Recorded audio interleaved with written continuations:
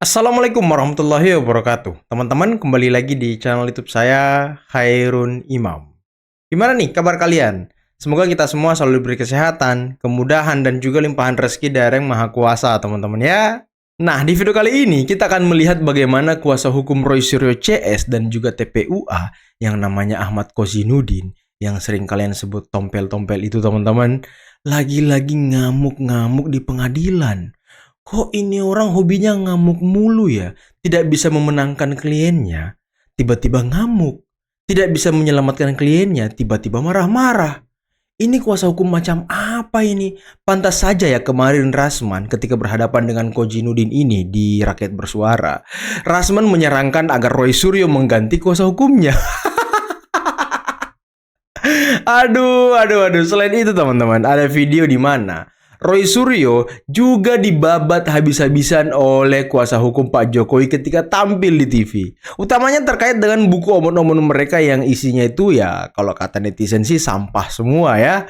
Dan lagi, selain Roy Suryo, Refly Harun juga ikut diskakmat oleh Ade Armando. Yang katanya sih Refly Harun punya kawan di Belanda yang heran gitu melihat ada orang yang ribut soal ijazah. Nah itu, pertanyakan orang yang Anda temenin selama ini Refly Harun.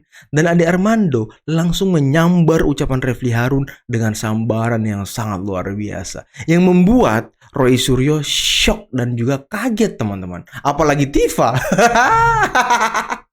Terakhir, kita akan melihat sebuah video klarifikasi ataupun pernyataan resmi dari Rektor UGM mengenai keaslian ijazah Pak Jokowi. Dan tentunya, bukti-bukti yang dimiliki UGM yang sekarang disita polisi akan menyusahkan dan menyulitkan Refly Harun, Roy Suryo, dan kawan-kawannya mengenai kasus yang sekarang lagi bergulir di Polda Metro. Tapi sebelum kita mulai videonya, jangan lupa like, subscribe, dan share. Dan tanpa perlu berlama-lama lagi, mari kita mulai videonya berikut ini. Kalian semuanya kalah sama gua. Kalah sama Adi Saleh. Kemana kalian? Ngapain dia nih? Jangan sudah ditekuk. Hakim pun hari ini ditekuk. Ngapain dia? Kalian semua polisi hanya mengamankan kepentingan anak gua. Betul. Awal kalian legitimasi. Tidak ada nasionalisme. Tidak untuk anak gua. Tentang hukum dikenakan oleh anak gua. Ngapain dia nih? Kemana kalian mau mencari tolong? Kemana kalian?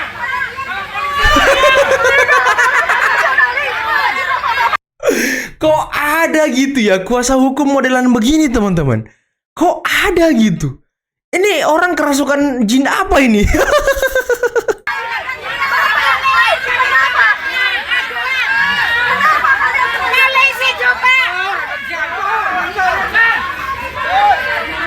Hadir juga oleh Bang Roy sama Dr. Tifa. Saya 2 kali bertanya di dalam forum yang disaksikan Ombudsman, Kompolnas, and so on. Waktu saya tanyakan, kalau kami tunjukkan ini ijazah, apakah ada yang menjamin ini masalah selesai? Ya kalau asli selesai. Mending satu ruangan. Saya ulang lagi kedua kali. Nggak, saya Kalau jawab ini itu. ditunjukkan, ada yang menjamin. Karena kalau betul ada yang menjamin, waktu itu mesti ada Bang Egy sebagai ketua. Kami melihatnya TPUA Bang Egy. KPUA ya. Maaf, kalau abang-abang ini kan ahli yang diajukan Bang Egy. Bang Ya. Egy itu paling punya legal standing karena dia melapor. Dia juga diam. Sehingga bagaimana mungkin kami memberikan rekomendasi ke Pak Jokowi untuk ditunjukkan. 1. Kedua, Kita jawab waktu itu. Oh enggak, ini kan Mbak. berangkat dari begini. Maaf ya. Sekarang ini sesuatu yang fisik ditunjukkan. Oke? Pertanyaannya, apakah mata kita bisa melihat itu hasil Ya tidak? diteliti Tidak makanya. juga kan? Akhirnya apa? Harus Diteliti. diuji. Karena ini analog. Kembali lagi ke lapor. Ya. Itu sudah dilakukan, bahkan sekarang di polisi sudah kedua kalinya. Nah terus mau gimana gitu? Dan Ini nggak pernah selesai, berputar-putar ayam telur. Sehingga kami melihat akhirnya, ditambah lagi 1. Ini kan UGM sudah secara institusi menjelaskan, ada Iya, argumennya iya. segala macam. Itikadnya baik loh ya. Betul. Waktu itu belum setegang ini gitu ya. Ternyata pas muncul pun diserang. Soal tanda tangan Pak almarhum Pak Sumitro. Nggak bisa ngomong Tadi si sekarang Roy Suryo dijawab ya loh kan? oleh UGM. Ini lagi viral nih. Dijelaskan kenapa tanda tangannya berbeda. Atau namanya Sumitro dan Sumitro jelas.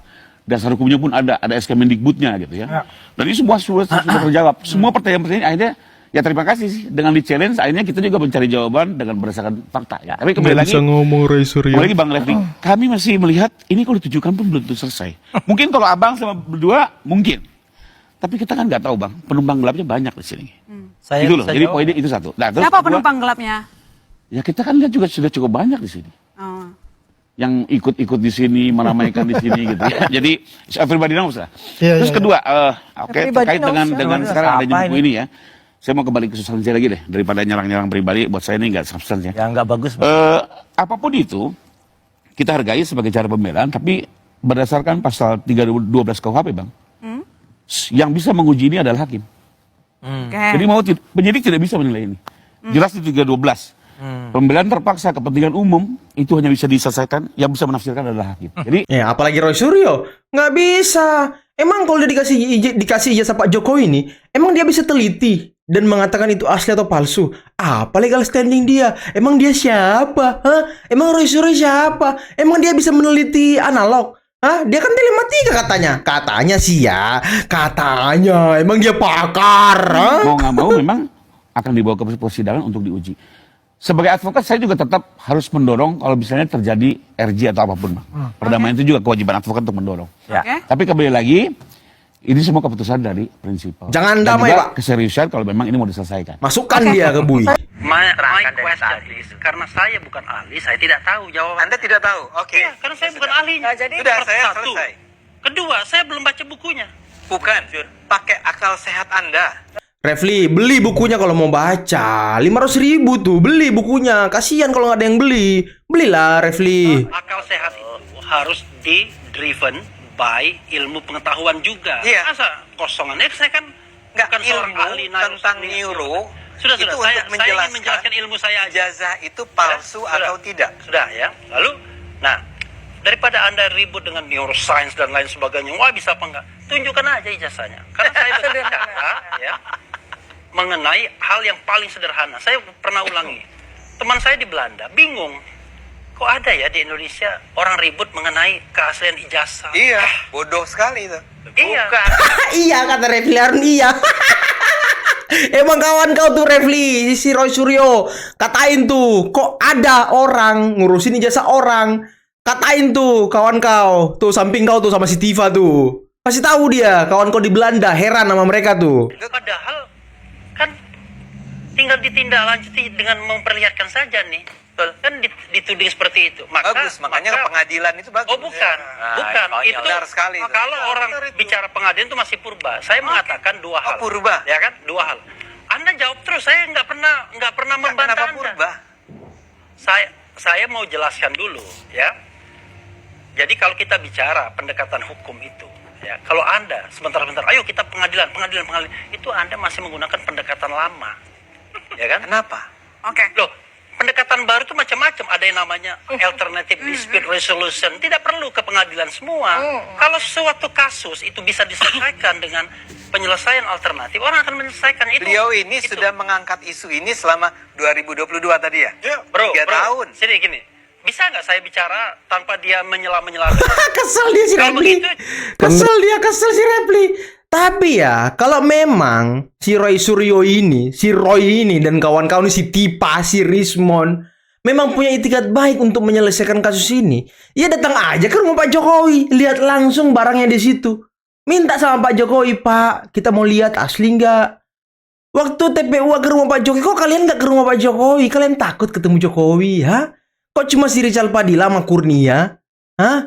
Kok si Roy Suryo dan kawan-kawan nggak datang? Takut kalian sama Jokowi, ha? Nggak mau kalian dikata-katain kalau kalian ini ya ilmu kalian cetek gitu ya kan? Pemeriksaan dilakukan atas dasar pelaporan dari Jokowi dan organisasi Paradi Bersatu.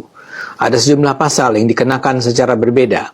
Ada pasal pencemaran nama baik, penyebaran konten yang menimbulkan kebencian atau permusuhan, serta penghasutan. Polisi juga sudah memperoleh 24 video yang menjadi landasan untuk pemberian sangkaan. Diperkirakan para terlapor itu atau sebagian dari mereka akan naik statusnya dari terlapor menjadi tersangka. Dari apa yang kita saksikan dan kita dengar selama ini, nampaknya sulit bagi Roy dan kawan-kawan melepaskan diri dari tuduhan itu. Bukti demi bukti menunjukkan mereka memang sengaja berusaha menghancurkan reputasi Jokowi dengan menggunakan bukti yang tak bisa dipertanggungjawabkan kebenarannya.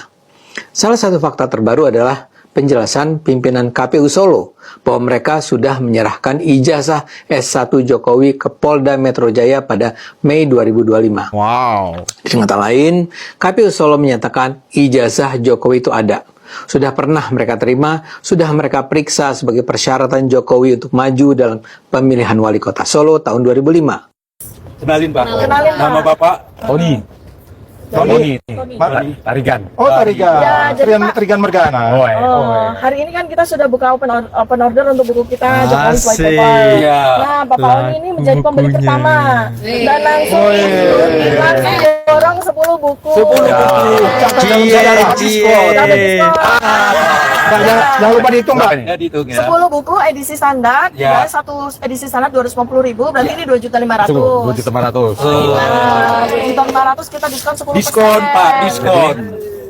Bahagia mereka kan akhirnya dapat duit, teman-teman. Cie, ketawa Cie, dapat duit Cie. 2.250.000, Pak. Iya. 2.250. Ya. 2.300. Bapak dapat diskon. Apa dapat diskon? Ini 2.300.000. 300. Kok 300? Oh, 50.000 lagi ada. Udah nggak apa-apa. Udah. Iya, kebahagiaan si Tipa Ini bukti Cie. kita nggak punya bohir ya. Ada kwitansinya? Oh, baju biru. Iya, bohir kalian nggak ada karena ya udah nggak mau ngasih duit kalian mungkin ya. Jadi kalian nyari duit sendiri sekarang. Tanda buktinya bikin apa? Oh, saksinya masyarakat sedunia. Nggak perlu kwitansi ya? Iya, nggak perlu. Ya enggak, tapi kan pengirimannya. Assalamualaikum warahmatullahi wabarakatuh. Waalaikumsalam. Saya Ova Emilia, Rektor Universitas Gadjah Mada. Berikut adalah pernyataan resmi UGM terkait ijazah Bapak Joko Widodo. 1. UGM mengikuti dengan baik perkembangan di masyarakat terkait adanya pihak yang mempertanyakan keaslian ijazah seorang alumni UGM yang bernama Joko Widodo. 2. Secara umum, UGM menghormati hak warga negara untuk mempertanyakan isu apapun dan untuk mencari jawaban atas pertanyaan tersebut. 3. UGM sudah menyatakan beberapa kali secara tegas bahwa Joko Widodo adalah alumni Universitas Gadjah Mada. 4. UGM memiliki dokumen otentik terkait keseluruhan proses pendidikan Joko Widodo di UGM. Dokumen ini meliputi tahap penerimaan yang bersangkutan di UGM, proses kuliah selama menempuh sarjana muda, pendidikan sarjana, KKN, hingga wisuda. Informasi yang lebih rinci telah dirilis dalam bentuk podcast di sini. 5. Joko Widodo dinyatakan lulus dari UGM pada tanggal 5 November 1985. Lulus. Dan UGM telah memberikan ijazah yang sesuai dengan ketentuan kepada yang bersangkutan saat diwisuda tanggal 19 November 1985. 6. Sesuai ketentuan hukum, UGM dapat menyampaikan data dan informasi yang bersifat publik dan wajib melindungi data yang bersifat pribadi. Hal ini berlaku untuk semua hal dan diterapkan untuk semua sivitas akademika UGM, termasuk alumni. 7. UGM diberi mandat oleh negara untuk menyelenggarakan pendidikan dan secara berkala dinilai atau diuji kualitasnya oleh lembaga independen. Hingga saat ini UGM dinyatakan layak dan telah melakukan proses pendidikan dengan baik. Berpegang pada ini, proses pendidikan di UGM telah berjalan semestinya tanpa ada keraguan. 8. Tugas dan tanggung jawab UGM dalam mendidik seseorang telah paripurna ketika yang bersangkutan dinyatakan lulus dan diberi ijazah sesuai ketentuan. Hal ini juga berlaku kepada alumni UGM yang bernama Joko Widodo.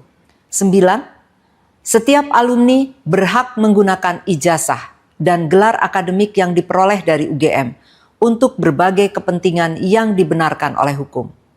Alumni adalah satu-satunya pihak yang memegang ijazah asli miliknya, sehingga penggunaan dan perlindungannya adalah tanggung jawab alumni tersebut. 10. Sekali lagi, UGM dengan tegas menyatakan bahwa Joko Widodo adalah alumni UGM yang telah mendapatkan ijazah dari UGM sesuai dengan ketentuan. hal-hal yang terjadi setelah proses pendidikan dan kelulusan tahun 1985 di UGM, termasuk pemanfaatan dan perlindungan terhadap ijazah, merupakan tanggung jawab yang bersangkutan sebagai seorang alumni. Terima kasih. Wassalamualaikum warahmatullahi wabarakatuh. Waalaikumsalam warahmatullahi wabarakatuh. Dengar tuh, Ibu Rektor menyatakan dengan tegas bahwa Pak Jokowi adalah alumni UGM yang lulus tanggal 5 November 1985 dan diwisuda di tanggal 15 apa 19 tadi teman-teman. Saya agak lupa tadi. Itu. Ini sepertinya akan membuat ya keadaan Royce CS semakin buruk teman-teman ya. Aduh. Bang Ade Darmawan, ini kan pendukungnya Rismon CS ini Jumawa. Katanya, nggak ada apa-apanya tuh laporannya Pak Jokowi katanya gitu. Dan nggak mungkin lah Rismon CS ini menjadi calon tersangka. Menurut Bang Ade seperti apa? Ya datang aja. Udah panggilannya? Iya. Nah, itu. Nah, Senin ini. Panggilan kedua. Selasa sampai Jumat. Itu panggilan kedua. Ada Jumat? Iya. Wah, ini Jumat keramat nih. Iya, Jumat keramat. Wah, ini kita mengharapkan teman-teman. Jadi teman-teman ternyata sudah ada panggilan kedua. Iya. Untuk hari Jumat. Mulai dari Selasa sampai Jumat. Kalau hari Jumat itu biasanya dipanggil, itu dalam kepolisian itu Jumat keramat. Iya, Jumat keramat itu. Biasa bisa nggak lolos. Bisa nggak lolos. Nah, itu yang kita senang. Baru nanti ada rompi asli. Ya, rompi asli. Yang kalau kemarin kan masih palsu. Yang dibawa Bang. Terus borgol juga borgol palsu. Nah, itu aslinya tuh nanti. Oke, tanggapan Bang Ade seperti apa? Ya, jadi kalau melihat bahwa saya perhatikan ya, kasusnya itu kami 26 bukti. Ya. Laporan kami 160, 28 ayat 2, 45A. Oke. Banyak banget. Terus kemudian kalau dia itu Pak Jokowi ya, Bapak Insinyur Jokowi itu 56, 29 video. 29 video itu termasuk Abraham Samad yang ditemukan alat bukti.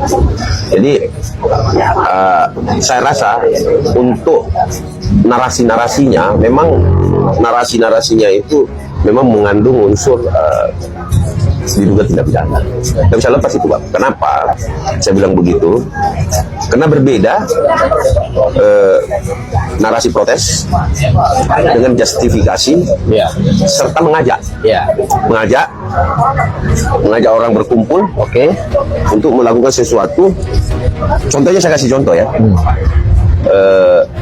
Kita datangin KPK, kita suruh usut